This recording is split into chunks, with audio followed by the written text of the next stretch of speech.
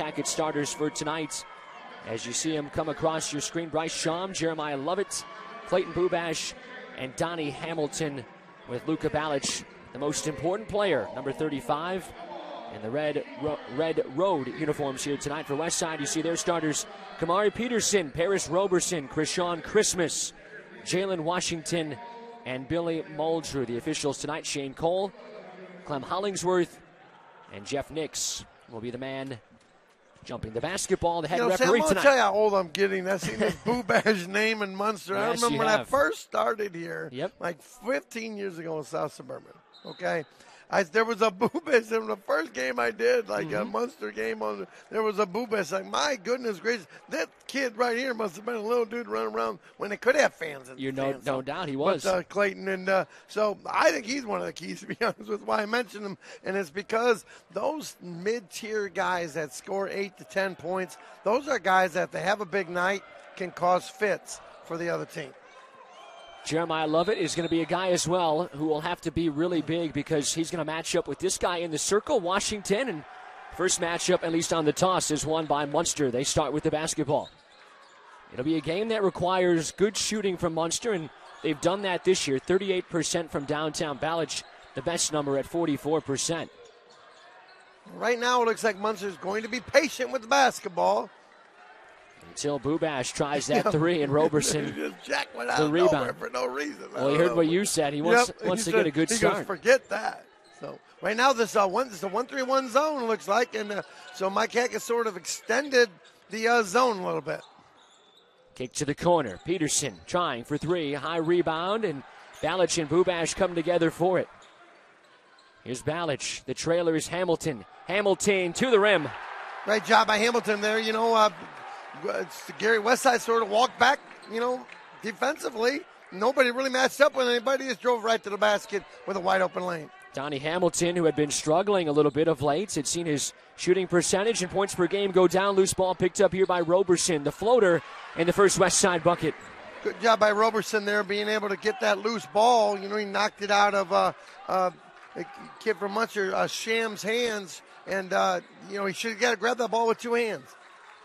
Donnie Hamilton, Lovitz, bobbles the catch. Now he needs a little bit of help as he moves it off to Donnie Hamilton. Munster's going to do this motion offense, a lot of screening, cutting, and they just got to be patient with the ball. Munster is going to just try to keep working the clock down a little bit, try to see if they can get good wide open shots. They don't need to force anything tonight. That's what they did against Hammond High, and they ended up losing that game by 1 point, but they were right in it late. Lovett trying to force it up from in close. Tipped around off the miss and grabbed by Muldrew. Up ahead for Peterson. Roberson in the corner. He doesn't score a bunch, only 2 points per game. He is really the distributor on this offense. The rest of these guys do score, including this guy. Peterson three, but another rebound for Balic. And he can push the tempo himself, of course, does so. Hamilton, wide open transition three for Donnie Hamilton. And that's where they're going to get their wide open threes, is in the transition if a Westside does not match up on them. And right now Peterson has settled for, to just pass the ball around and giving Washington two wide open threes. He's missed both of them. Early lead for Munster, 5-2, as we're at the 5:30 mark of this first quarter, just underway here from Westside. Peterson already attempting one, makes the extra pass here, wide open. Muldrew answering the Hamilton three. That was the extra pass that they need to make. Munster's making, and Westside makes that extra pass. They did a great job reversing the ball against the zone. Got a wide open three. Muldrew doesn't score it at a high clip as Hamilton forcing the pass here to Bubash. No angle, though, as it goes out of bounds. But Muldrew, 46% this year from downtown. He's a great shooter. Yeah, he is. And so Munster's got to really extend the zone onto him. And I think right there, Mike Hackett just told the young man to dribble down to the baseline, because he had a great angle, could have thrown the ball on the baseline, threw it into the angle of the post, and he didn't do that, threw it out of bounds. Tie game at 5, just under 5 minutes now. Roberson thought about the three and said, we'll drive it. His penetration creates the shot for Peterson. It was partially blocked. Underneath, though, it's grabbed by Westside. Bunny missed. Washington fighting, and he's fouled hard. That's the thing, Sam, and if you're going to play zone, it's great athletes like Gary Westside, they've got to crash the offensive glass because there really isn't a man to block out. You got to find somebody in your zone to block out. What's down here? We're sitting right in front of us. Not one guy from Munster put a body on anybody from Gary Westside and allowed Washington to be able to get that rebound. Jalen Washington, good free throw shooter at 80%. He's got a nice free throw stroke. Also good from downtown himself. The big man can spread the floor nicely. Yeah, he's shooting 40% for the three. He's got great percentage, 50, almost 50 from the field as well. So got really good stats, and they're going to be a great Division I prospect next year. As Washington knocks them both down, we'll see the first substitute of the game is Perrion Roberson, who's been a starter for most of his career here, the senior, but the sixth man on this team with everybody healthy and back this year. Yeah, we talked about how Perrion Roberson was going to play with Nicholson today, and we talked that in the pregame in regards to, because against the zone, try to get some high-low action, because right now they really haven't got the ball inside. They've just been jacking threes. Foul in the backcourt here is Krishan Christmas, a little bit upset at the whistle, but Jeff Nick saying he grabbed him with both hands, so early foul, the first foul against Westside. And Coach Bugs is playing a lot of guys early, getting them with their feet wet, see what, someone, so that they've been in the game, if they need them, come down in the fourth quarter. Westside up 2, 7-5. Ballage with the ball for Munster. As the height will really bother the Munster drivers today. We've seen one take to the bucket from Hamilton, and his three. He's got all 5. We'll see if Ballage can get going. Bubash struggling as he turns it over. It's taken away by Israel Hines all the way down. So Israel Hines comes right in and grabs a layup right off the bat off a steal. Great job, Israel Hines. 4 straight points. Ballage will fire the quick triple as it's missed and rebounded by Westside underneath, and that's Bubash who is in there for the foul. It's been a tough start for number 30 in the ballgame. Yeah, but you know what? That foul probably wasn't a bad thing that happened because Westside was about ready to get another fast break point. Mike Hackett having a conversation with his senior. He knows he's going to need Clayton Bubash in this game, but after committing the foul, he's got a couple turnovers. He's got to get him on the bench to get his head right. So you see Keith Kazicki replace him. And right now, so Nicholson and Roberson be the 2 inside guys, and they'll try to work some high-low action against this zone. And Nicholson also coming off the bench. This is a really talented Westside team. Roberson now to the middle for Christmas. Christmas, nice look underneath Roberson. Great steal from Nicholson as he banks it down. Yeah, great job. I mean, went low to high on that one baseline cutter against the 1-3-1. It's going to be man-to-man, so they can get it down there. And once they got it down there, then get the ball into the big fella, Nicholson, for an easy 2. This is where Munster has to be careful. Ballage trying to get to the rim. He had it knocked out of his hands, then it hit him last out of bounds. See, so Munster started out, Sam, with a lot of patience. And now, all of a sudden, Westside started scoring some baskets, and Munster's just going down and one pass jacket or drive it without making a pass at all. That's not going to be their game. They don't need to get into that type of game right now with Westside. Yeah, they're going to have to move the ball and make Westside work. It's come easy when they can play their man and not have to rotate defensively. Lob over the top. Good hands as Hamilton deflected it, but Roberson took it right back. Roberson gives it off to Peterson. Peterson to the bucket as he uses the window, and that will cause Mike Hackett to take a timeout. 11-0 run here for Westside. They lead it 13-5 early on with 2:58 to play in this first quarter. Point lead for Michigan City, a lead that was over 20 about 4 minutes ago, but 4 minutes of game time. That's about 45 minutes of real time. 45 minutes of real time. But a one-possession game. Do you think we'd ever get to this? No, I didn't. But I knew Maryville had a little run into them. I didn't think I had this one. But here's the thing. Maryville doesn't have to go for 3. They need to just get a good basket. Don't try to force threes. They just got to go get a basket. And now all of a sudden Michigan City puts a little press on. Oh, this is the guy. And they went man-to-man. Dorian First time Harris all day. Kicks it to Cody. Powell thought about the step They're running back. to the three-point line. They don't have to. They're in man-to-man. Just drive the ball to the basket. Bandy. Tough shot. Rebound from Thompson. He is fouled hard. And I think he's okay. I'll tell you, Keon Thompson is playing so hard right now. I am really impressed because he could have been a guy, Sam, that just pouted, okay, because he was shooting so bad. He has just willed his team right now, him and Dorian Harris, to get in this game like this. And some big free throws for Thompson. He can cut it to 1.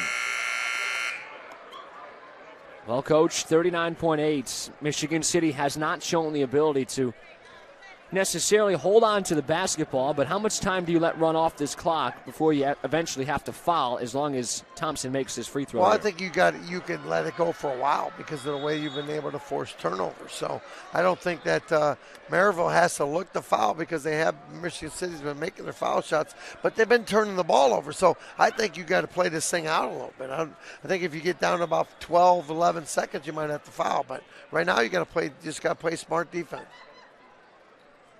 Little confusion here. I don't know what it was about. Michigan City substitution, I think. So we're good to go here. They get it into the freshman Hodges. Hodges trying to find some space to maneuver and run some clock. Now he turns the corner to the bucket. Big basket, Hodges. That's a great play by Jamie Hodges, is dribbling around. Thompson the 3 for the tie. Way off the mark. Got his own rebound. He just willed himself. He just willed it again. He didn't need to shoot the 3, but he just got his own rebound. He was bound and determined to get the rebound, and he did. He is, I'm telling you, he has got a heart, like a huge heart right now, let me tell you. He's doing unbelievable things right now, and he didn't need to shoot the 3 because, you could have got there, cut it to 1, but he got it back. And that was the most important thing right now. This kid gets a lot of kudos from me tonight. A chance again to cut it to 1. Still almost 20 seconds, 19.9 on the clock. So now what Maryville's got to do, I think you've got to deny. I don't think you can let Jamie Hodges touch the ball. I think you got to sort of deny him the basketball, which they're trying to do right now. But Tom's got him way up at half court, so he gets a running start to go get the ball. They get it into Hatch. Trying to trap him.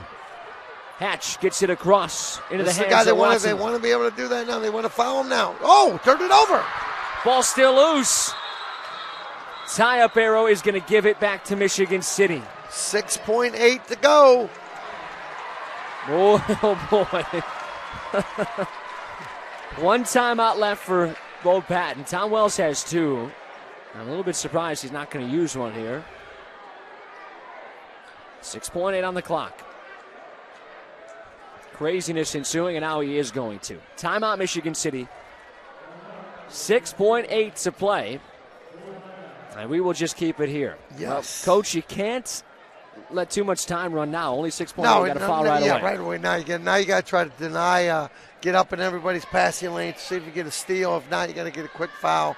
And then now you can look to go shoot the 3. So now as you look to shoot the 3, you got to have your 3 plays. I think what's happening right now is you've got to look right now. I don't think percentages really matter. I think the 2 guys got to shoot the 3 are either Darian Harris or Keon Thompson. But you know what? Who also made a couple threes is Jawan Branding, number 34. So he just hit a big 3 that cut the game to 3 points just a little earlier. So it's going to be one of those things where right now the whole thing is getting the ball in bounds. Now, Michigan City does have 2 timeouts left. One timeout left. So they could still use it if they get if they can't get the ball in bounds. But the good thing about this is on the side where they've got a lot of room to work. So they just got to get the ball in, but you sure don't want to throw the ball towards Maryville's basket. You want to throw the ball towards your basket. Well, of the guys who could be out on the floor, and let's see if they go the all-guard lineup. Looks like they will. If Bush is out there, he's the guy to foul, but he is, in fact, the inbounder. So of the guards, the best option to foul may well be McKinney at 64%. They're trying to get it in here. They do. Oh, that's over and back. Yes, it is. Oh, my goodness. Great. That's the problem by having the ball there is that they just could tick it over and back. And what happened was he started in Michigan City's side of the court. And when the pass was made, he jumped in the air, and he had to establish himself and his footing on the other side. He didn't do that, and they throw the ball away. 1-point game, 4.8 seconds to go. I'm speechless. I know. Speechless. This is crazy. Timeout taken by Bo Patton. That's the final timeout for Maryville, so they are out. So now they'll have to make sure they get this ball in here. Michigan City does have 1 if they somehow need it in this regulation. Right. Coach, any shot, obviously, down one only. Any kind of bucket could walk this one off. And I think what's going to happen, I don't think Michigan City, or I'm sorry, Maryville's going to be able to, they're not going to settle for a drill. I think they're going to get the ball and drive it to the basket. It's got to be Thompson, right? Yeah, it's got to be Thompson. I think you can also get, I think he actually got to the basket a lot. Karan McKinney drove the ball to the basket well, and so did Bush. So, for Maryville, Bandy drove the ball to the basket well, too, so you get it to him. I think you can also get the ball to maybe Austin Powell. So anybody can drive the ball to the basket on this team. I think you want to try to get in your star's hand if you can get them open. You're going to have to set double screens, though, if you want to get them open. Well, what do you draw up here? Do you give it to Thompson first? If they double, maybe a kick out to Harris? Yeah, you could, and then you could get to the basket. Bandy in that mid-range, too? Yes, I think what you have to do is I don't think you can look for one of those guys to make that pass to Thompson. I think you got to get the ball to Keon right off the bat. So Powell's going to trigger this. Thompson will start away from the ball. And Omarion Hatch is the guy in the hip pockets of number 5. They're going to try and get it to Thompson. They double him. They have to go somewhere else. It's Bandy. Jawan Bandy. Bandy's fouled. Oh, my goodness. And he will shoot 2 with 2.6 to play. Oh, my goodness. Yeah, that was a bad foul. Karan McKinney just reached around him, trying to be Mr. Trickster there and try to get a back tip, and you can't do that. I tell my players all the time, all that stuff you see in open gym where you back tip guys and stuff like that, you can't do that with referees because that is a foul. And Bandy had beat him to the basket. He reached around. Big free throws coming up here by Mr. Bandy. That's right, 5th foul on McKinney. He's out of this game. Bandy now will have a chance to tie. We're going overtime, by the way. There's no way we're not. Huge free throw for Jawan Bandy. And a timeout, I think. No, a substitution. I thought we might see a timeout from Tom Wells. And I don't understand why Bo Patton's doing this. You got to put a guy on the line. You got to get guys on the line. Before that free throw, Bandy was 8 for 8 on the season. Only attempted 8 free throws and made them all. And now Tom Wells is going to make him think. The old icing him right now. They call it icing the shooter, and that's what's happening with Coach Wells right now. Icing Mr. Jawan Bandy.